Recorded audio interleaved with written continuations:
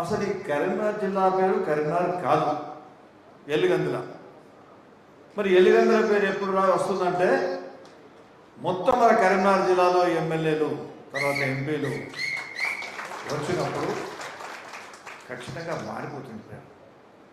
మారిపోతుందంటే ఇక తప్పు ఈ కరీంనగర్ తప్పుగా వచ్చింది పాపం పేరు. అది వాడు ఎవడో అనుకుని పెట్టిన అవకాశం అది. కరీంనగర్ పేరు కూడా ఆ విధంగానే వచ్చింది. ఆ విధంగా అన్ని పేర్లు వచ్చినాయి. పొరపాట్లు బాగా జరిగినాయి. ఈ పొరపాట్లు ఒక్కొక్కటి పోతున్నాయి.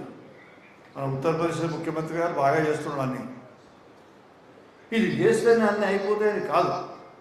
కరీంనగర్ పేరు మార్చి ఎలిగందలు అయితేనే మొత్తం సామాజిక మరి సమరసత కానివ్వండి, మొత్తం ఈక్వాలిటీ వస్తుంది అనేటువంటి ఆలోచన కాకపోవచ్చు.